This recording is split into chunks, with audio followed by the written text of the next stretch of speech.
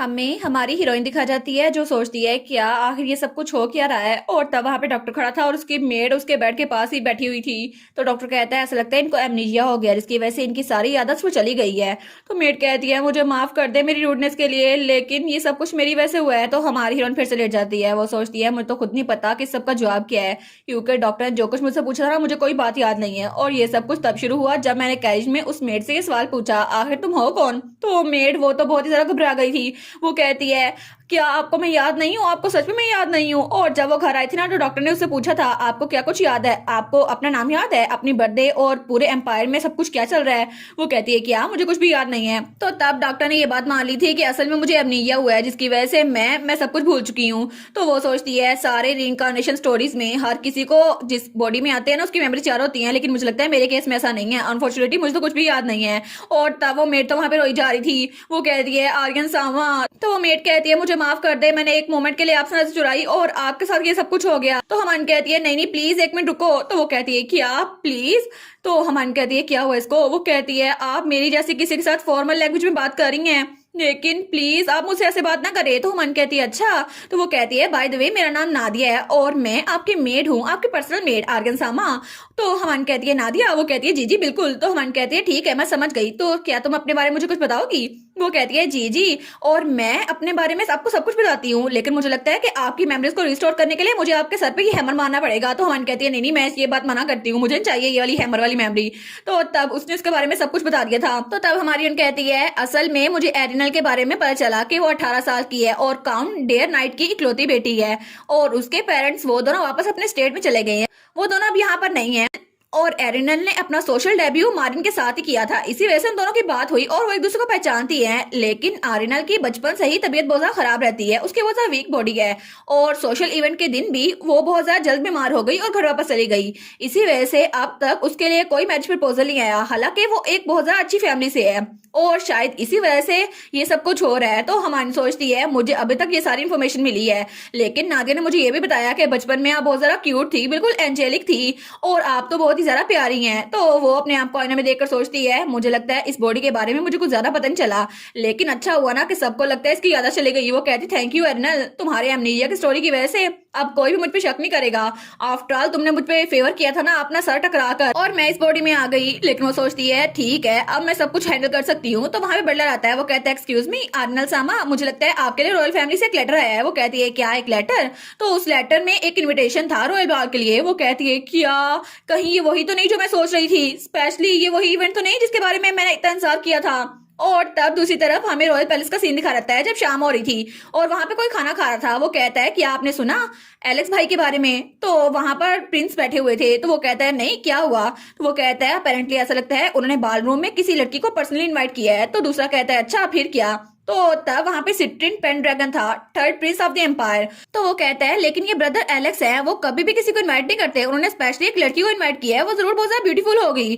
तो तब वहां पर बैठा हुआ था ओनिक्स पेन ड्रैगन जो कि सेकंड प्रिंस था नॉर्थ किंगडम का। वो कहता है मैं इंटरेस्टेड नहीं हूँ। वो कहता है प्लीज कम ऑन, आप पसंद करें ना करें लेकिन हमें भी अपनी ब्राइड को चूज करना होगा। तो तब वो बहुत घूर के उसकी तरफ देखता है। तो सिट्रिन कहता है ठीक है मेरी तरफ ऐसे देखकर स्केरी चेहरा ना बनाए। वो कहता है अच्छा। तो तब सिट्रिन कहता है वेल मुझे फर्क नहीं पड़ता कि वो लड़की कैसी है, लेकिन मैं देखना चाहता हूँ है कौन जिसको भाई ने चूज किया है। और तब दूसरी तरफ हमें एलेक्स का कमरा दिखा रहता है और एलेक्स वो तो बहुत ज्यादा घबरा कर उठता है, उसको बहुत ज्यादा तकलीफ हो रही थी। वो कहता है मैंने तो चर्च में हीलिंग भी करवाई है लेकिन मुझे लगता है इसका इफेक्ट पर वो खत्म हो गया है। और तब वो पसीने में शराबूर था। वो कहता है पता नहीं शायद मेरा सच में वक्त खत्म होता जा रहा है। और तभी उसे उस वक्त में हमारी हीरोइन याद आती है जब वो उसे मिली थी, और उसके बाद जब वो विलनस बनकर मारिन को बचाने के लिए गई थी। और तब उसको याद करके वो स्माइल करता है। वो सोचता है चलो कम से कम मरने से पहले मैं उससे मिल तो पाऊंगा ना इस बाल में, पता नहीं शायद मैं मरने से पहले कुछ अच्छी मेमोरीज बनाना चाहता हूँ, इसलिए मैंने उसको बाल में इनवाइट किया है। और दूसरी तरफ हमारी हीरोइन वो सोचती है बाल ये एक ऐसा इवेंट है जहाँ पे सारे नोबल लोग इकट्ठे होते हैं और अपने स्टेटस को शो ऑफ करते हैं। वहां पे सारे नोबल लोग अपनी फैमिली की रेपुटेशन और वेल्थ को मेंटेन करते हैं, और इस दौरान बहुत ज्यादा डिस्कशंस होती हैं, लेकिन इस दौरान बहुत ही ज्यादा प्रपोजल्स मिलते हैं जब दो नोबल फैमिलीज आपस में इकट्ठी होती हैं। और ये बात स्पेशली इसलिए प्रेजेंट किया गया है क्योंकि यहाँ पर बहुत सारे लोग डांस करते हैं। और फाइनली ये वक्त आ ही गया, लेकिन तब वो तैयार हो रही थी, उसकी मेट्स को तैयार कर रही थी। तो वो सोचती है कम से कम आज का दिन, मुझे लगता है कि आज का दिन ही वो है जब गेम का प्रोलॉग खत्म होने वाला है और अब से रियल स्टोरी वो शुरू होगी। क्योंकि ये बाल इसको डेस्टिनी इवेंट कहा जाता है। और तब वो सोचती है सबसे पहले जब एनिमे शुरू हुआ था ना तो यही स्टार्ट हुआ था। मारिन के सामने ये तीनों प्रिंस आए थे बाल रूम में और वो लोग इकट्ठे थे और तब किंग ने अनाउंस किया था कि मारिन जिसको भी चुनेंगी वो किंग बनेगा। लेकिन सच में अब मारिन को चूज करना पड़ेगा कि किंग कौन बनेगा और उन तीनों का इंट्रोडक्शन करवाया जाता है। नॉर्थ किंगडम का फर्स्ट प्रिंस एलेक्जेंड्राइड पेंड्रैगन जो कि मेरा फेवरेट है, और सेकंड प्रिंस वो है ओनिक्स, और थर्ड प्रिंस वो है सिट्रिन। लेकिन ये तीनों भाई इस पूरी स्टोरी के मेन लीड्स हैं। पर मैंने तो हमेशा जब भी गेम खेलती थी तो एलेक्स के रूट को सिलेक्ट किया था और ओनिक्स और सिट्रिन को मैंने कभी सिलेक्ट ही नहीं किया, तो मुझे फर्क नहीं पड़ता वो दोनों क्या करते हैं। लेकिन अगर इस स्टोरी में मारिन ने किसी और को चूज कर लिया तो तभी वो अपना सर ड्रेसिंग टेबल में मारती है तो उसकी मेट कहती है लेडी आर्या आप ठीक तो है ना। वो कहती है नहीं नहीं। वो सोचती है अगर इस स्टोरी में ओनिक्स जीत गया तो ऑफिशियल स्टोरी लाइन को तो मैं कर्ज करती हूँ, मैं ऐसा नहीं होने दूंगी। और वो उसकी तस्वीर को फाड़ देती है। वो कहती है नहीं नहीं क्या फर्क पड़ता है, ऑफिशियल पेयरिंग क्या है, मैं उन दोनों को इकट्ठा नहीं होने दूंगी, मुझे मेरे एलेक्स को बचाना ही होगा क्योंकि मुझे कुछ भी करके अपने फेवरेट कैरेक्टर की ट्रेजिक एंडिंग को हर हाल में रोकना ही होगा। और तब हमें रात का सीन दिखाया जाता है और वहां पर बालरूम में सब लोग बहुत ज्यादा खुश थे और सब लोग बातें कर रहे थे। लेकिन तभी वो लोग कहते हैं कि आखिर ये कौन है, ये किसकी बेटी है। तो तब हमारी हीरोइन वहां पर आती है और उसने एक रेड ड्रेस पहना हुआ था और सब लोग कहते हैं कि कितनी वल्गर अपीयरेंस है ना, ये ड्रेस बिल्कुल भी सूट नहीं करा इस पे। तो हमारी हीरोइन वो स्माइल करती है, वो सोचती है जानबूझ के मैंने ये ड्रेस प्रिपेयर करवाया है। और तब उसकी मेड वो तो रोक कह रही थी माई लेडी ये ड्रेस ना पहने, ये वाला पहन ले कितना प्यारा है ना, आप सूट करेगा। तो वो कहती है नहीं मैं मना करती हूँ। तो उसकी मेड तो बहुत ज्यादा दुखी थी। वो सोचती है ऑल राइट अब सबसे पहले मुझे मारिन को ढूंढना होगा और उसके साथ अपनी स्पोर्ट को फिक्स करना होगा, ठीक है। तो तब वो सोचती है बाल तो बिल्कुल सिंपल है लेकिन यहाँ पर जो लोग आए ना सारे के सारे नोबल्स हैं और सब लोग चाहते हैं कि प्रिंस के साथ दोस्ती कर ले। और मैंने तो गेम के सारे इवेंट को मेमोराइज कर लिया है और अगर ये एनीमे बिल्कुल सेम डेवलपर के साथ चला ना तो मारिन खड़ी होगी वहां पर। और तभी वो इधर उधर देखती है, वो सोचती है ये तो सब लोग वही है ना। लेकिन मारिन वो तो खुद एक सेंटस है और उसको चर्च में भेज दिया गया था ताकि उसकी होली पावर्स अवेकन हो सके। और इस तरह मारिन मारिन के साथ तो प्रिंस का साथ बहुत ज्यादा अच्छा रहेगा ताकि इस पूरे किंगडम में खुशहाली आ सके। तो तभी उसको मारिन मिल भी जाती है। वो कहती है देखा वो रही वो मेरी फेवरेट कैरेक्टर की फ्यूचर लवर मारिन। और तब मारिन वहां पर खड़ी थी और बहुत ज्यादा प्यारी लग रही थी। तो तब दोनों की नजर एक दूसरे से टकराती है तो हमारी स्माइल करके उसकी तरफ देखती है। वो सोचती है एक विलनेस नोबल लेडी के तौर पर मुझे उसके साथ ही रहना चाहिए। तो मारिन भी स्माइल करके उसकी तरफ हाथ बढ़ाती है तो हमारी बड़ी खुश हो गई थी, उसके पास जाती है। वो सोचती है अच्छा हुआ ना मुझे ये जल्दी जल्दी मिल गई, अब मुझे बस उसके साथ ही रहना है। और उसके साथ जाकर खड़ी हो रहती है। वो सोचती है ठीक है आप जो मर्जी प्रिंस आ जाओ, मैं फुली प्रिपेयर हूँ, अब मैं तुम लोग को छोड़ूंगी नहीं। तो तब वहां पे कुछ लड़के थे, वो कहते हैं तुम्हें कौन सी लेडी ज्यादा पसंद आ रही है। और तब वो मारिन के पास आते हैं लेकिन हमारी हीरोइन तो बहुत ज्यादा जल रही थी। वो सोचती है ये आखिर इसके पास क्यों आए हैं। तो तब हमारी हीरोइन चेहरा बनाती है तो मारिन कहती है माय लेडी अब ठीक तो है ना। वो कहती है हाँ हाँ विलन बनना इतना भी आसान नहीं है। वो कहती है क्या एक विलन। तो वो कहती है नहीं नहीं मैं खुद से बात कर रही थी। तो मारिन कहती है मुझे लगता है आपका गला खुश्क हो गया होगा, मैं पानी लेकर आती हूँ। वो कहती है एक मिनट रुको सही। वो सोचती है अगर मैंने इसको ऐसे छोड़ दिया ना कुछ तो हो जाएगा। तो तभी मारिन के साथ एक लड़की गुजरती है और उसके हाथ में ड्रिंक पकड़ी हुई थी और वो मारिन के ड्रेस पे गिरा देती है। तो मारिन वो खुद भी नीचे गिर जाती है और उसकी पूरी की पूरी ड्रेस वो रेड हो गई थी।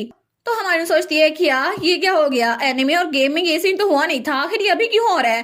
तो वो लड़की वो उसका मजाक उड़ाते हुए कहती है मुझे माफ कीजिएगा आप मुझे नजर नहीं आई इसलिए ये आपके ऊपर गिर रही। तो हमारी सोचती है क्या ये उसका मजाक उड़ा रही है। तो वो लड़की हंसते हुए वहां से जाने लगती है तो हमारी हिरण उसको रोकती है। वो कहती है तुम वहीं पर रुक जाओ। तो वो लड़की कहती है क्या। तो हमारी कहती है तुमने कुछ गलत किया है अभी से माफी मांगो। वो कहती है मैंने माफी मांग तो ली। तो वो कहती है नहीं वो कोई माफी नहीं थी और मान का चेहरा साफ करती है और वैसे भी तुम्हारी माफी का वो मतलब नहीं था। तो वो लड़की कहती है मुझे क्या फर्क पड़ता है। तो हमारी हीरोइन वो विलनेस वाली स्माइल करके कहती है तुम मुझे कह रही हो कि तुम्हें फर्क नहीं पड़ता कोई और हर्ट हो या फिर ना।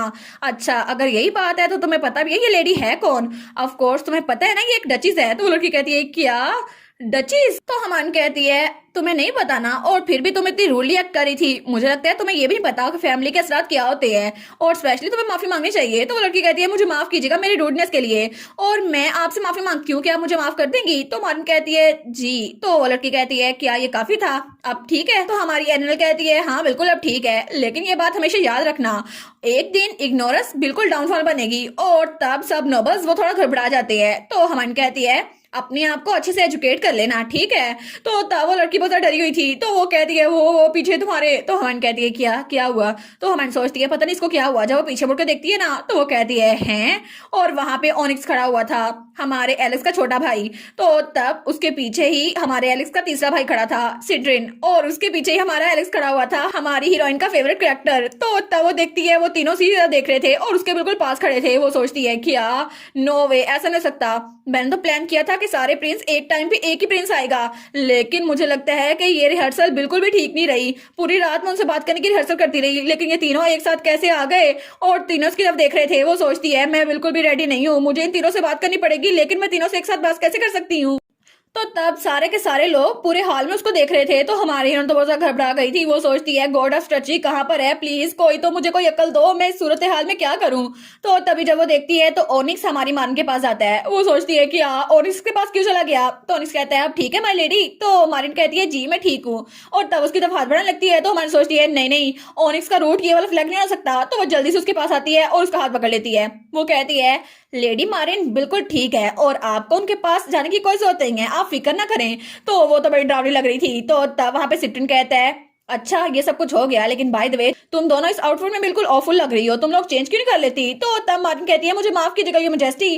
तो हवन कहती है ओ नो, मारिन की ड्रेस तो पूरी खराब हो गई है वाइन की वजह से, लेकिन मुझे याद आया मेरी मेड ने एक ड्रेस रखी हुई थी, बग्गी में होगी, तो मैं इसको चेंज करवा देती हूँ। वो कहती है ये मेरे साथ चले जाए तो हम ड्रेस चेंज कर लेते हैं, आप फिक्र ना करें। लेकिन तभी पीछे से कोई उसकी तरफ हाथ बढ़ाता है और उसको उठा लेता है। वो कहती है हैं ये क्या हुआ, मुझे किसने उठा लिया।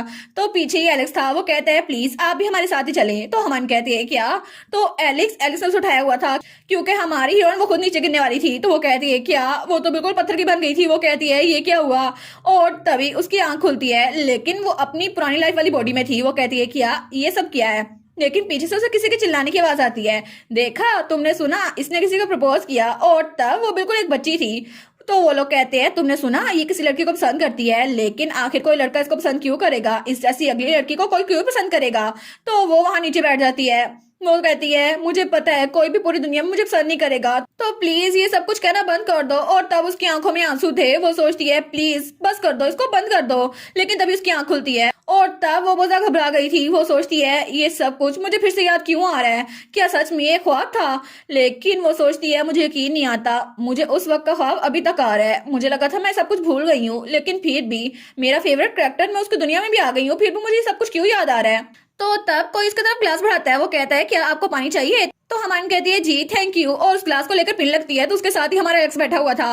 वो कहता है अच्छा हुआ, क्या आपको और ग्लास चाहिए। तो हमारी सोचती है हैं क्या मेरी तरफ पानी किसने बढ़ाया। तो तब वहां पर एलेक्स वो कहता है अगर आपको और पानी चाहिए तो मैं ला देता हूँ। तो हमारी सोचती है एक मिनट, आखिर ये है कौन, इतनी ब्यूटीफुल आवाज ये किसकी है।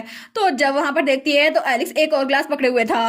तो हमारी हीरोइन वो कहती है कि ये क्या हो गया, और वो तो बाकायदा कामने लग जाती है। वो सोचता है इसको क्या हुआ। तो वो सोचती है मेरा फेवरेट कैरेक्टर मुझे पानी दे रहा था। तो तब उसके पास वो कहता है आपका चेहरा तो अभी तक रेड है, मुझे लगता है आपको बुखार हो रहा है, प्लीज आप थोड़ा सा आराम कर लें। तो वो कहती है क्या, और जल्दी से पीछे होती है, लेकिन तभी वो बेड से नीचे गिरने लगती है। वो सोचती है ओ नो मैं तो गिरने वाली हूँ। तो तब वो कहती है बिल्कुल भी दर्द नहीं हो रहा, लेकिन हुआ क्या। तो तब उसको एलेक्स ने पकड़ लिया था, उसको गिरने से बचा लिया था।